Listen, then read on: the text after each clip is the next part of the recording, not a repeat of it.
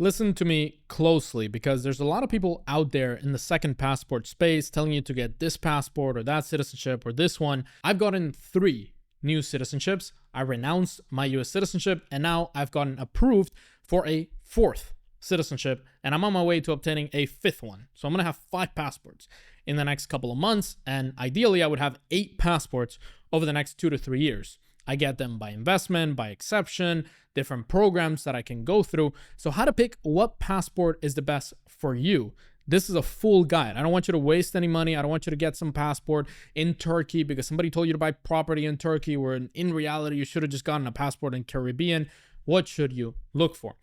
The first is visa-free access. Doesn't matter at all.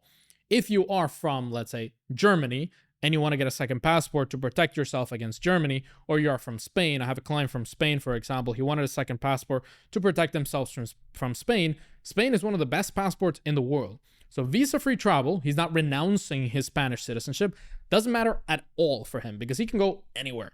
Visa-free, he can live anywhere in the European Union without a visa, so it doesn't really matter for him. He just wants a second passport to protect himself. So 2 or 3 countries visa-free doesn't really matter. In that case, if he wanted, for example, to retain his investment without donating to a country, then Turkey could be a good option. Or if he just wanted something outside of the European Union as a place to live in, where he could potentially call home, then Serbia could work. He has a great EU passport. He can get Serbian citizenship by exception based on his profile and his business. That could work out pretty well. Serbia is also pretty tax-friendly, pretty well developed, although it's developing rapidly towards the 2027 Expo, and overall a great passport if you don't care that much about visa-free access to the United States, for example, because if he cared, then I would advise on something else. If you really, really care about visa-free access, for example, to the United States, and you're a US citizen and you're renouncing, then Malta is really your best option.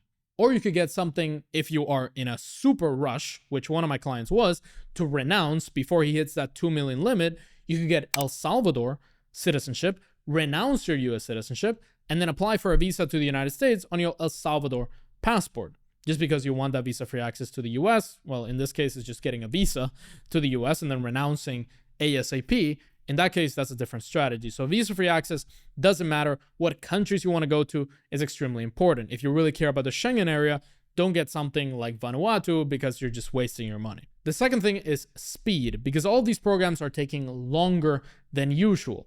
Turkey is taking over a year. Caribbean programs in some cases take over a year. If you see an ad that says, oh, get St. Kitts citizenship in 45 days, you might think, oh, let me get it in 45 days, where it's not really possible. It's minimum 7 to 9 months, in some cases 1 year to get the citizenship. I got mine in 6.5 months 3 years ago.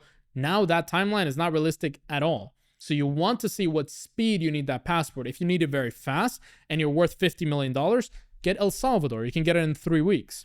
If you don't care about the speed and you have $30 million and you want to get a top level passport, get Malta, because it's going to take you 2 years and a lot of due diligence and a lot of hassle. So overall, does speed matter? The next one is, do you want it to be part of a union? For example, the European Union. Adding to speed, let's say that you don't care how long it takes you to get this passport because you're thinking of renouncing your US citizenship in 10 years, or you're thinking of just having a plan B in Europe in the next 10 years, then Portugal works out pretty well. You can do the Portuguese Golden Visa, you invest 500K in a fund, and then in 5 or 6 years, you get your Portuguese passport. You don't care about the speed, you care more about the visa-free access, you care more about being part of the European Union, and you have a European Union residency in the meantime.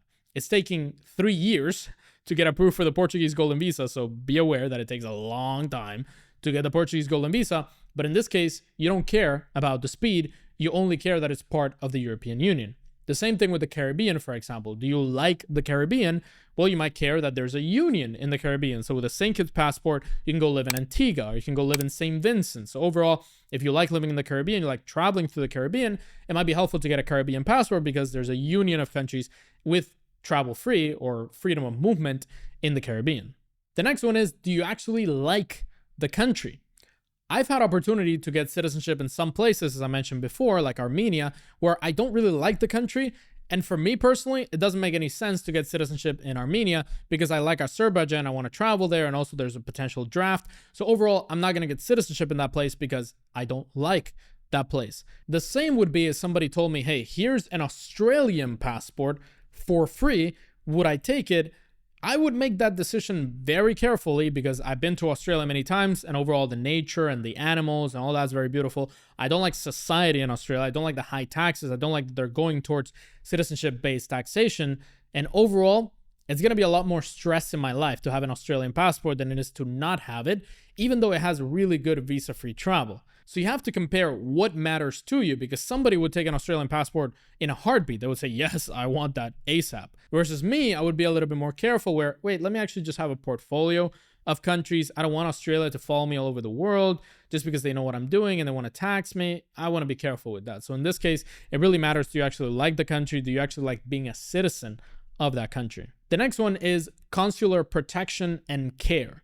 For example, being a St. Kitts citizen and you're stuck in a war zone like Lebanon, for example, St. Kitts isn't going to pull you out. They're not going to send the private jet to pull out St. Kitts citizens. That's just not going to happen. But a place like Turkey or Serbia might do that. Air Serbia did exactly that. They went to Lebanon and they pulled out Serbian citizens and a bunch of other foreigners to Belgrade because they wanted to help their citizens. So having a Serbian passport in that case could literally save your life. What is the consular protection that your country has around the world? You can check all the embassies, all the consulates they have. So there's a top 10 ranking. I think Mexico is up there. Turkey is also up there. I think Serbia is in the top 20 or 30 around the world for top consular protection, top amount of embassies and consulates around the world. You want to consider that because a lot of people say that about the US passport. Oh, I'm a US citizen, therefore I'm protected. Although in my opinion, the US government doesn't care. If you're stuck in a war zone, good luck. In some cases, yes, they pull you out, but in most cases, good luck. There's just too many US citizens around the world. There are countries that actually care, that actually will send somebody to get you out of the war or any problem that happens. The next one would be privacy and taxes. Obviously, a US passport is good for traveling, so it has good visa-free travel, but you don't have any privacy because you need to tell the US about your companies, about your bank accounts, about everything you have abroad, and you need to pay taxes. Countries like Canada, for example, have very strict ways of becoming a non-tax resident. They want to know everything about you. They want to do that deemed disposition tax. Overall, there are countries that want to follow you all over the world. Norway. If you leave Norway and you're a Norwegian citizen and you move to a place that doesn't have a double tax treaty, you still pay taxes back to Norway for a number of years. So being a Norwegian citizen living in Norway, not the best idea, even though it's a great passport, even though it's not part of the European Union, but you have freedom of movement in Europe. You know what I'm saying? And overall, having a Norwegian passport is pretty helpful to travel.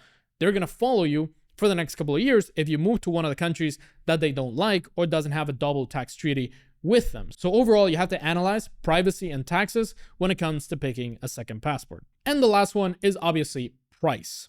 If you can get a passport for $300,000 or $100,000, it's way easier to do all the other calculations if it's 3 times cheaper.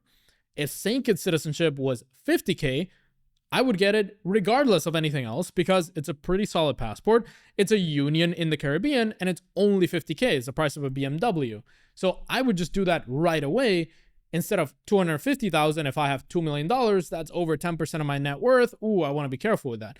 If you're worth $100 million and all of this doesn't matter to you and the price is irrelevant, then obviously do whatever you want. But in most cases, price is going to dictate if you go for that program or not. If you want to get a second passport and you want to know what countries around the world offer second passports by investment, citizenship by investment, official through the government, check out this video right here on all the more than 10 countries around the world that offer citizenship by investment. You're going to learn a lot and see all your options. Check it out right here.